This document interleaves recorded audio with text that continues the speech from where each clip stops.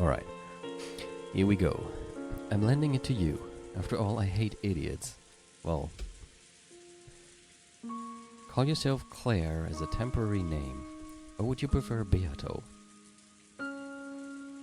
You have my gratitude. This way I won't have to expose my pitiful form. Also, as usual, I have to play around with the microphone a bit, so let me know if it's too loud or not loud enough. Bernkastel had given Claire a fake form. It was a temporary form for the person acting the part of Beatrice. A fake to fool those who still hadn't discovered Beatrice's true form. I'm saying it's... you know... Where is she? I think I said this last time, but I kind of think it's her. I don't know. Maybe. Then is this a tale about me in another world? Leon, this is indeed a tale of you in another world, and also my tale. The tale of a world where I live as a witch, not a human. I am capable of imagining what-if scenarios for my own life. However, the tale you tell is beyond anything I can imagine. Even so, it's the life that another you has led. But still, that doesn't mean I can accept it easily. Leon suddenly yelled and looked at the floor. Leon already knew. Because of the fragments lent by Bernkastel, Leon knew. There was a different world where Leon lived as the Golden Witch Beatrice, and in this world, eventually, on the day of the 1986 October family conference, she would be the ringleader of a terrible crime. Even if it is a different world, you're saying that I get my entirely family and all of the servants involved in a terrible crime that I'm the mastermind of. How am I supposed to deal with that? Be quiet, listen, and figure it out. In a different life, I end up as a servant. And if that wasn't enough, I suddenly become a witch. And then I eventually carry out several terrifying murders. Yeah, and several times even. How am I supposed to understand that? Yeah, I see where you're coming from. I doubt anyone could understand. This person here thought that no one would ever understand. That's why you're here. That's why Bernkastel brought you two. Two people who never should have met together like this. It's not like I had any deep reason for it. It was just a whim. This is a motive that no one else can understand, Leon, so you need to be the one to understand it. I'm not the main character in this tale. You are. I'm just here to help you understand. You said that you understand the corporate's motive. Yes. Is that motive a satisfying explanation for why I would kill my entire family? Who knows? Is that the typical sa in Japanese? Sana? I knew it. Fucking knew it. It's always that when they say who knows. That's for you to decide. Even if I say it's satisfying, that doesn't mean it'll satisfy you. You have to decide that for yourself. I really don't have a clue what's going on. That should be the title of the game, actually. It should just be called I really don't have a clue what's going on questions arc, and same thing, answers arc. I've seen several crimes called game boards that Beatrice supposedly carried out. Oh, the text is still there. Thanks. What is the chat working, by the way? Because, like, usually people pointed that out to me in the chat. It is. Maybe it is. And the I'm still none the wiser answers arc. Yeah, I mean, the first half of the answers arc definitely felt like that. But I mean, now we're getting closer to learning things a lot. Okay, I really don't have a clue what's going on. I've seen several crimes called game boards that Beatrice supposedly carried out, and now I'm hearing another me talk about a different life from mine. But there's no connection between that and the crime. I don't understand.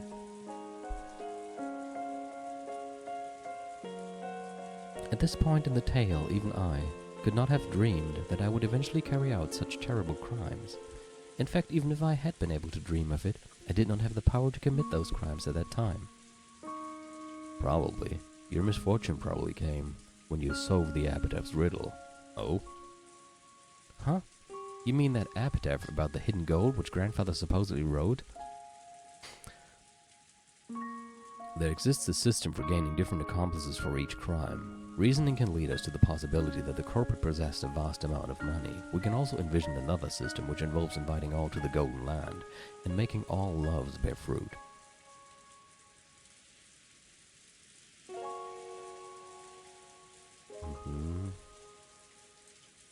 I just have to read that once more in my head.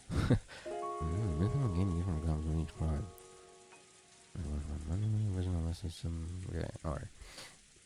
So it wasn't just the motive. You've already seen that far as well. That's the answer to the final riddle from the fourth game. Your greatest misfortune was solving the epitaph, reviving as the Golden Witch in the truest sense, and gaining magical power. Looking back, was that really misfortune after all? I do not know. However, as long as the fact that Batla-san returns in 1986 remains unchanged, some sort of tragedy would certainly have occurred. That's right. If Batla had returned a year earlier or later, that incident might not have occurred. No, some small incident probably would have occurred, and it would surely have been a mysterious impossible incident which no one could have explained. But even so, compared to the Rokkanjima serial murders, it would have been a tiny thing. If Batla-kun had returned a year earlier or later, then what? Fate can be so filled with irony. It made me walk the path of a witch, and when I solved the epitaph, I became a true witch. Then 6 years passed, and I learned of his return. If all of that was fate, then this crime must have been inevitable and inescapable for me. In 1980, Bella was resentful because of the death of his mother Asumu and his father's remarriage that came too soon, so he left the Yoshinomiya family. For 6 whole years he had no direct contact with them. He convinced his grandparents on his mother's side to help him and went by his mother's maiden name. Then when those grandparents passed away, he finally made up with Rudolph and returned to the Yoshinomiya family again in 1986. Okay. That bad luck gave birth to your motive for the crime. I did wonder, why after 6 whole years did he finally come back? See, I'm telling you, I was right last time. The whole scene where we were supposed to think it was George and Shannon, that must have been Battler and Shannon, definitely, which would definitely make her Shannon. I understand. In a way, it would have been better for you if he had never come back. Of course, my suffering would have continued. However, I may not have tainted myself with the unforgivable crime of mass murder. How could Batla-kun leaving create a motive? You've got it backwards. Backwards? The crime didn't occur because Batla left. It happened because Batla came back. The more I think about it, Yoshinomiya Battler was quite a disagreeable man. More than anything else, because he never realized that the outbreak of the crime was his fault. He did remember in the end, however that was long after you gave up and disappeared. If that is so, then it would give my heart some peace. I don't have a clue what you two are talking about anymore, but I'd like to ask you bluntly. I want to know, what on earth happened to you that made you decide to commit a crime? Yes, that's the most important part. It's just like how Yoshinomiya Battler respected the whodunit and mystery novels. That's where the answers to all the riddles are hidden, both in the tale of the Golden Witch and in the game. In that case, allow me to continue. 1980, 6 years before I resolved myself to committing the crime. Chapter 6, Days of Trials. Are we finally gonna get the answer to the epitaph? Because I'm at this point I'm done with it. I don't see myself solving it.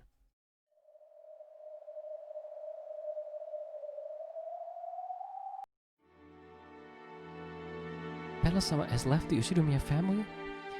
Yeah, it's gotta be her, and now she's... yeah. And then probably it's not gonna be her just to mess with me once more, I don't know. I wouldn't be surprised either. The year you were born, yeah, you're 3 years older than me.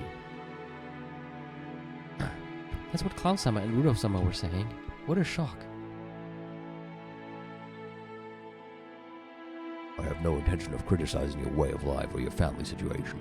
However, father is in a towering rage. When is he not? Disinheriting your son is one thing, but I've never even heard of a child becoming fed up and leaving the family on his own. That Bella can be surprisingly stubborn, sort of like someone else I know. If you aren't able to understand Betlacon's feelings, one might question your right to be a father. Enough, Natsui. I'm sure Rudolph was just trying to show how dedicated he was to raising Kiryu-san's child in his own way. I would have nothing to say if this were happening next year, but why this year? He's still in his period of mourning. If you consider the timing of this pregnancy, one must acknowledge that Rudolph's-san has acted disgracefully. Actually, I'm gonna use the other headphones. Hold on.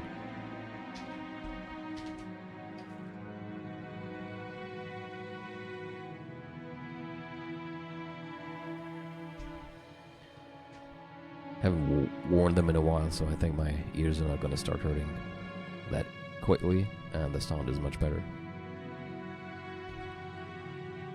Come on, don't be so harsh. This is my way of atoning for what I've done. Betlacon's trying to protest against you on the behalf of his departed mother, Asumu-san. I deeply understand how he feels. If he were here, I would want to hold him and cry along with him. Natsuhi's words were sharp. They pierced Rudolph mercilessly. Rudolph had no retort. His relationship with Kiria had been adulterous, plain and simple. According to Rudolph, he had been close to Kiria longer than Asumu, and even after his marriage to Asumu, that relationship had not disappeared. What the hell does that mean, you old bastard? So you've just been betraying Mom from the start. Sure, I know Kiria-san. You've told me that she was your business partner and a friend whose advice you could always rely on. If you're trying to say after all this time that she was more than that, then why should I give a damn? After Mom's death, you could have done whatever you wanted. I'm right there with you, saying that you should live life as you please. But just when did Kiria-san get pregnant? Just when did... Back when Mom was still alive, right? Yeah, now I finally see. So this is why you always make me want to vomit. Are you glad that Mom is finally dead now? You are, aren't you? I'm sure it would have been so hard on you, keeping your infidelity and even a kid secret while Mom was still alive. But now that Mom conveniently kicked it, you get to marry Kiria-san and I get a new little brother or sister. You can bet that Mom is crying in heaven. You bastard, you're embarrassing. I'm embarrassed. So embarrassed I can't stand to have the same last name as you. The kid is completely guiltless. It'd be too sad if he or she doesn't have both parents together. Go ahead, build a new family and raise that kid to have a happy life, but I'll never forgive you. Mom isn't here to hate you anymore, so I'll hate you in her place, with all of my body and soul. So long, old bastard. Yeah, he was definitely angry. Understandably so.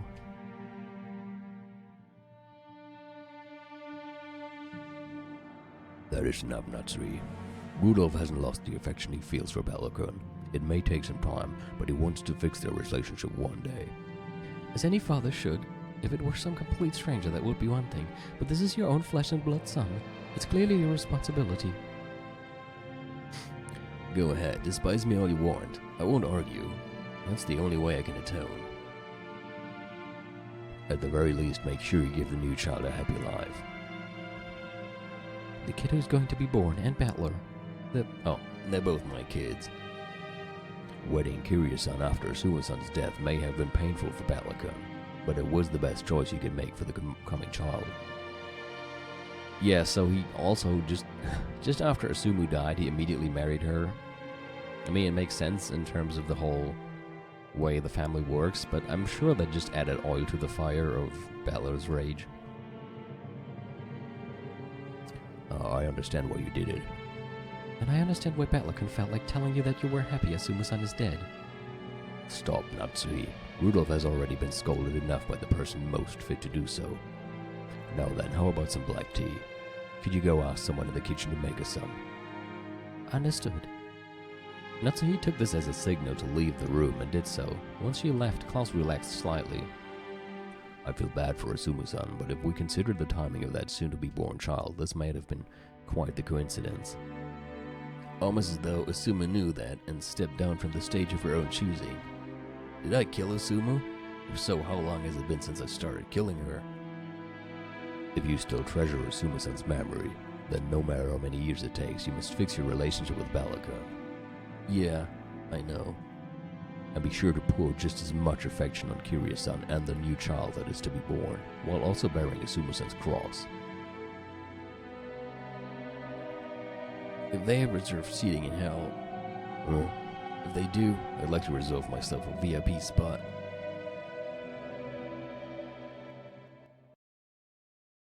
The news that Battler had abandoned the Ushidomiya name swept across the family. And poor Battler-san too. I do believe that he'll make up with them eventually, but... This is a matter for the family, and it is not something the servants need concern themselves with. Instead, we should focus on memorizing the face of the newest member of the Ushidomiya family, Kiryu-sama. Yes, that's true. She will be coming to the family conference this year. That's gonna be quite the... I don't know. Like, stressful situation for Kiryu, I imagine. If the person who just joined the Ushidomiya family would be coming to the conference, then what about the person who just left the family?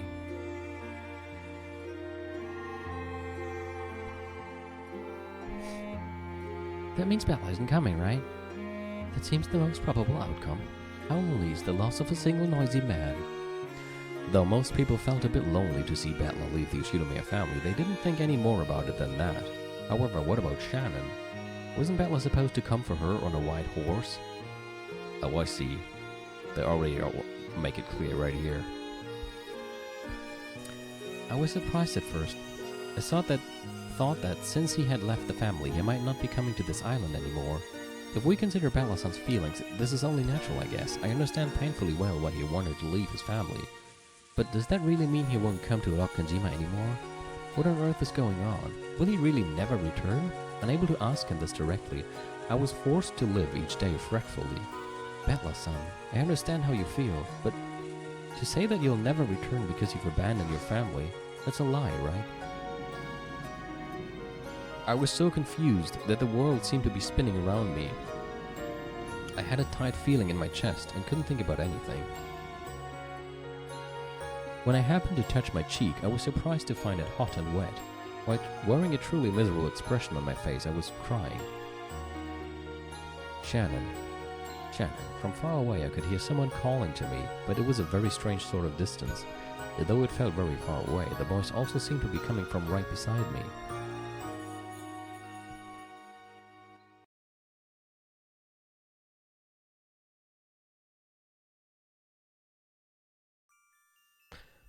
Shannon.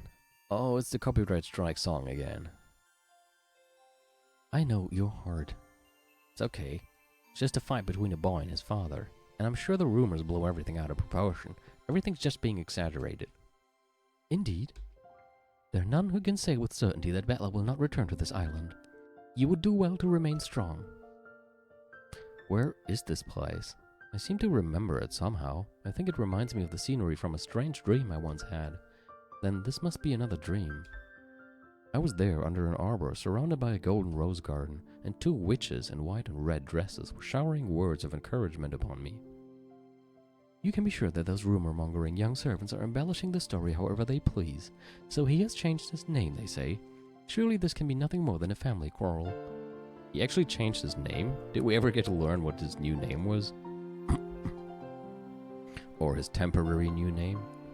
Thank you. I wish I could believe that. Of course it's true. He's a boy after all. You can hardly be surprised that he's had a few arguments with his dad. Precisely as you say. Clearly they will make it up to each other once they cool their heads. When men argue, it's always fiery at first, but they burn out quickly.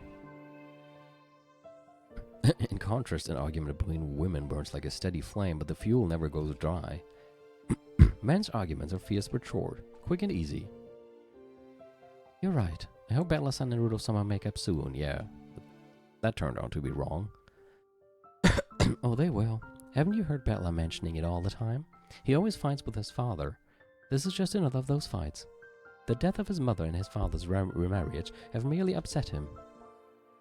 It sounds as though he's going to live with his mother's parents, but after he's cooled his head for a few days, he'll come back. It's like a kid running away from home, see? The two witches kept saying that Battler's fight hadn't been anything huge. If it had been a mere family quarrel, the rumors wouldn't have started in the first place. Taking an optimistic view here isn't likely to prove useful. Either way, this is a problem between Betla and his father. If you're patient, time will heal all wounds. There's no point in you feeling bad over it. Just because Betla happened to be absent today doesn't mean we can be sure he'll never come back. All this means is that Rudolph came alone today. True, of course he will be at the next family conference, as energetic as ever. By then, Rudolph will probably bring that Kyria too. Betla may be sulky about it, but I'm certain that he will come as well. You're right. Yeah, I'm sure you're right. How nice would it be if they were right?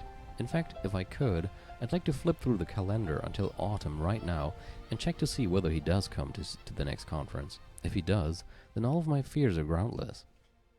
It would mean the rumor-mongering family members and servants have just blown things out of proportion. If Betla-san was right here, I'd want to question him right away. Hey, it isn't true that you'll never come to Rokkanjima again, right? And then if he said that of course he would come again, it would be such a relief.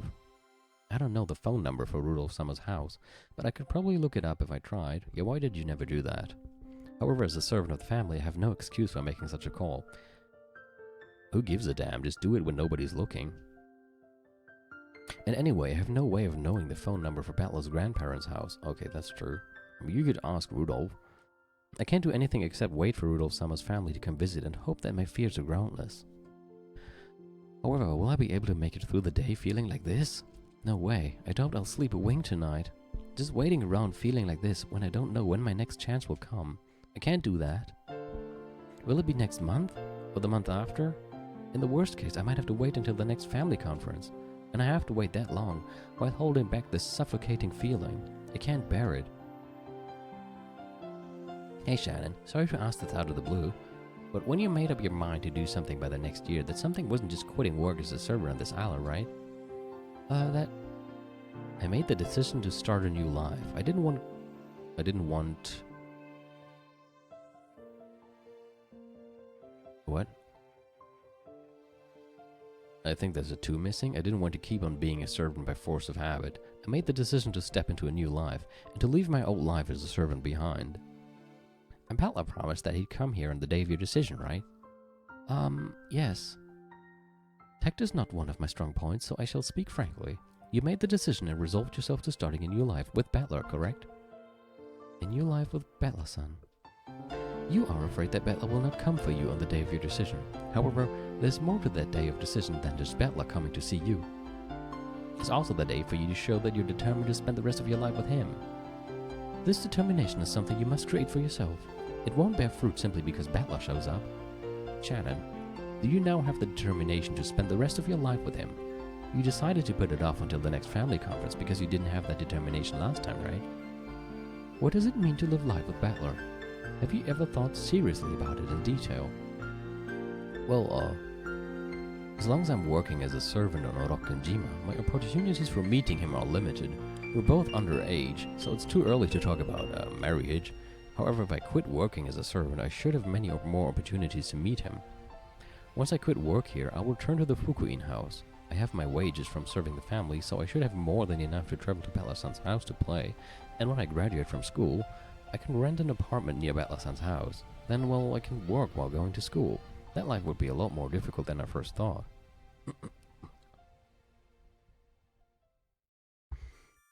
However, I'd be able to see Betla-san much more often.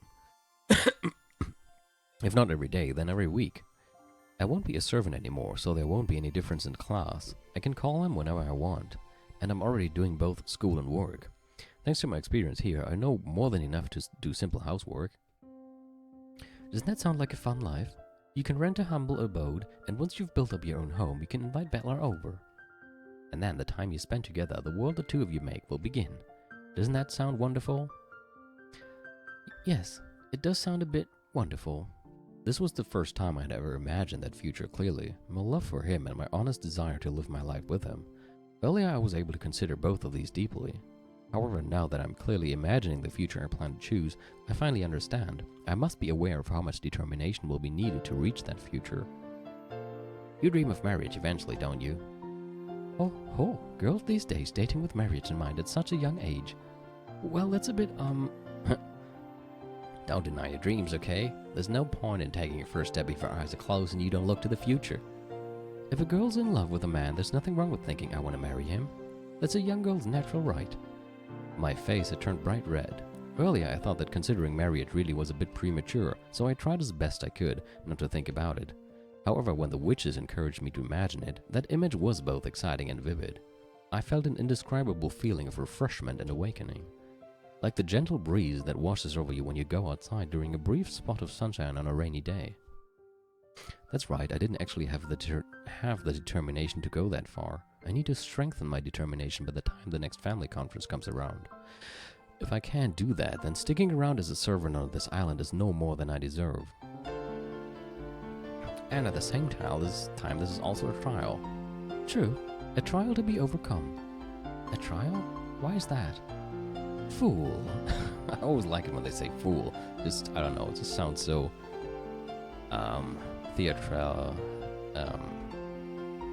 theatralic? Is that the right word in English? Theatralisch, you know?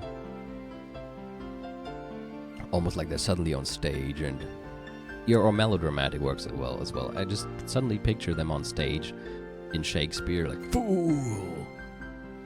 So, I don't know. I'm not saying I hate it. I actually like it a lot when they say that. Just, I like it in a I find it funny in a likable way, let's put it that way. Bella promised that he would come for you at the next family conference, did he not? He said he'd come on a white horse, right? Yes. You're thinking that Bella will not come anymore. In other words, you have no faith in Bella's promise. That's why this is a trial. To pass through this trial, you have to show that you can trust him and wait. Yeah, and how well that turned out. A trial. I hadn't thought of it that way. Since he promised to come for me in a year, then I need to believe that he will come for me in a year. If I doubt that, I don't have the right to wait for him in the first place. In fact, Bella might have left the Yoshinomiya family because he set his sights on the future with you. Oh, why would that be? If he knows that you will live together and eventually exchange marriage vows, having the name Yoshinomiya would cause problems, since Shannon is a servant of the Yoshinomiya family. Ah, I see. He realizes that there'll be all kinds of trouble if he decides to marry a servant girl, so he's abandoned the Yoshinomiya name beforehand. What do you think, Shannon? That way everything makes sense. Bella has abandoned the Yoshinomiya name for your sake. Yeah, I think he wasn't even thinking of her anymore when he was all in his rage. This sudden argument with Rudolph was just an excuse. What splendid reasoning. Nice going, Reese. What do you say, Shannon? There's no reason to feel down. On the contrary, it's as though Bella has shown his determination first.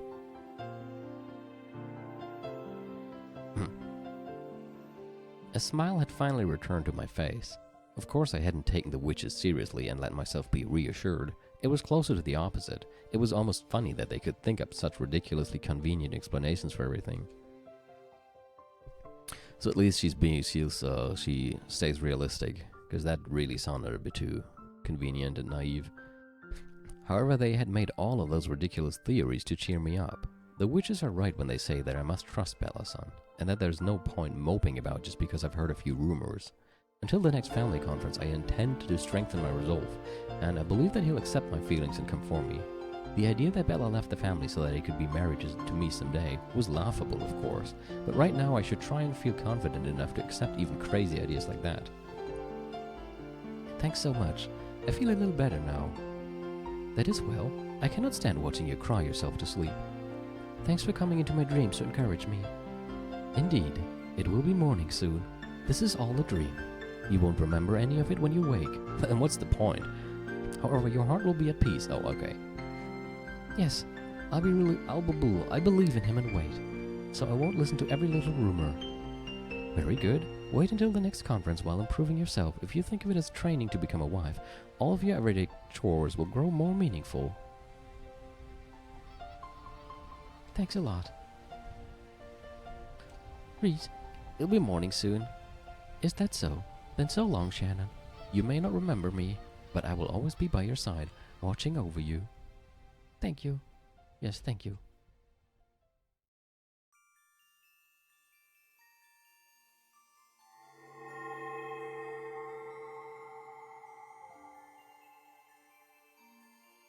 The next family conference will be here in a flash. Wait for it at your leisure. Bella will certainly keep his promise. Yeah. 1 year later.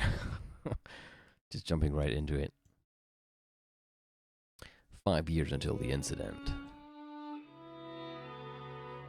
1981. Pleased to meet you. My name is Kiria. I hope we can all become quick friends. I've known your name longer than I've known Asuma-san's. I hear you're Rudolph's old girlfriend. Yes, we've known each other for quite a long time. Welcome to the Ushinomiya family. I hope you find it easy to grow comfortable here. Yes, I'd like to grow comfortable quickly so that I can support my husband. But look at how cute that little girl is. What's her name? This is Angie-chan. What a cute name.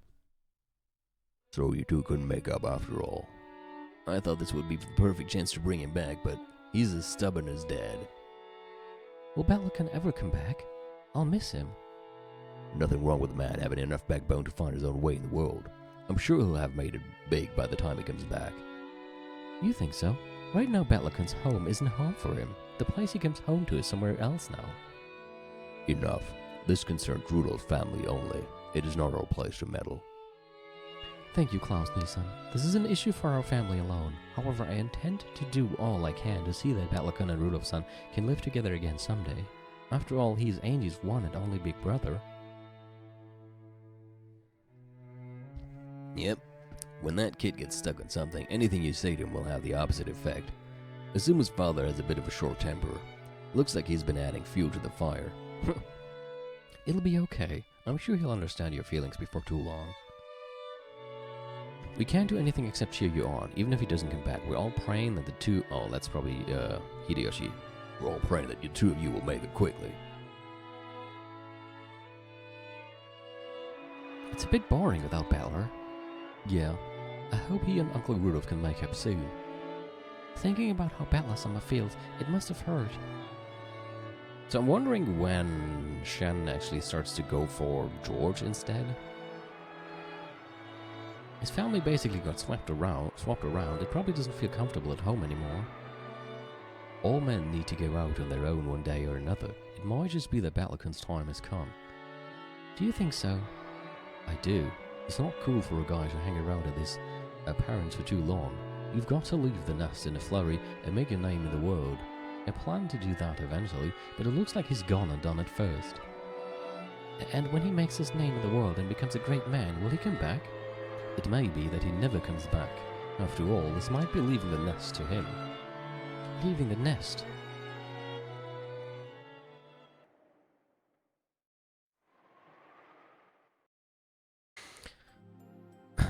Battler didn't come, did he?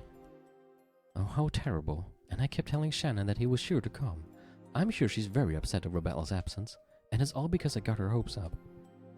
She's been looking forward to this day. It pains me to think of how she must feel. Yeah, that has to suck. I would very much imagine so. Thanks, you two. I'm okay. I wouldn't be sure. I mean, just picture that. Waiting for an entire year. Constantly hoping, then doubting again, hoping again, doubting again. Probably just alternating between these all the time. Probably being nervous for weeks before the day eventually comes, and then, boom, here's a fist to your face because he is not here. It's probably not cool. I had been reunited with the witches once again in that dream world. Though I could never remember anything during the day, now that I was in the dream worlds, I somehow knew that this was a reunion. The witches both looked apologetic. Though they had tried to cheer me up by saying that Battler would come today, now that he hadn't come, it was like they had been lying, and they seemed to regret it heavily. Shannon, well, thanks for your concern. I'd be lying if I said I wasn't sad, but I'll be okay. Are you sure? Really sure? That would be splendid, but... Clearly Bella's fight was so over the top that he couldn't bring himself to back down so soon. Men are so stubborn. Yes, that is true. He tried to act tough before running away, so his stubbornness is preventing him from taking back what he said so easily. He'll probably regret not coming today. Yes, that must be it. For some reason, they seemed nearly desperate in their attempts to encourage me. It was almost funny to watch. I couldn't help but giggle. Thanks a lot, both of you. After all, you're the ones who told me in the first place that this is a test, a trial to be overcome. The truth was, I couldn't really fool myself so easily.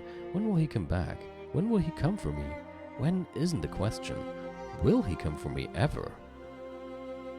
If I start moping right now, the uncertainty and sadness will probably tear me apart. But they've taught me. This is a trial to see whether I really believe in him or not. Could it be that the timing of his coming back is the worst ever because it's right in the year when George planned to propose to her? Like, had it been a year before, things with George might not have progressed this far, and had it been a year later, they would already be together by marriage, so there will be no hopes for Bella, for her and Battler left in her heart. But because he comes right at this time, something snaps. I don't know. Even if that's not what she meant earlier, it definitely is a very, very unfortunate timing.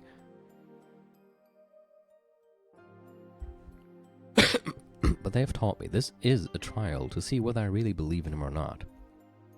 The very fact that I feel uncertain and anxious is a betrayal of my resolve and of his promise to come for me someday. George Summer said something about it. He said this might be the same as leaving the nest for Bella-san. That's right. This is a chance to leave behind the Ushido-man name and spread his wings as his own man. If you really think about it, we're still very young. Even if we want to be tied together, we're still lacking many years of social experience and trust. If Bella-san is really and truly taking this seriously, then it's too soon for him to come for me now. Well done. Yes, that's the right attitude. You have done well to reach this understanding. I haven't reached anything, however, I've decided to think of it that way for now. This is a trial to see whether I trust Bella-san or not. If he had come today, then today I would have had to tell Madam that I wanted to quit my job as a servant. However, was I really prepared to do that? Last night I kept worrying about whether Bella-san would come or not. Thanks to that, not only did I not have the resolve to quit my job, I hadn't even started on the paperwork to do so. In short, I still don't have the determination that I promised him that day. I'm sure that God knew that. Bella will come for me when I've found my determination. I wasn't determined, so it's only natural that he didn't come today. Yeah, it all makes sense now. So, I'm sure Bella-san didn't come today because I wasn't determined enough. It's only natural since I couldn't even truly believe that he would come. I'm sure Bella was the same way. He did not yet have the determination or resolve to come for you. God is not heartless. When your feelings truly do draw close, I'm sure they'll bring the two of you together. Just like Orihime and Hikoboshi. Aren't those the two, stars that are like, Tanabata festival related? Or like they are represented by two stars? Like, what was the name of the stars? I'm trying to say Vegas, but was it Vegas? Is there a star named Vegas? So something along those. I forgot the other name. But there's definitely like two stars that only like meet once a year, and they're in Tanabata. They are like symbolic of Orihime and Hikoboshi. Now just look it up, and you will probably find more than what it is rambled on and on about. Yes, it's as though the weather just happened to be bad during this year's See, they even mentioned Tanabata just one textbook later. It's as though the weather just happened to be bad during this year's Tanabata, keeping those lovers apart for another year. That's how I'd like to think about what happened today. That's interesting way to look at it. That's how I'd like to think about it. I have no other choice. Bella-san.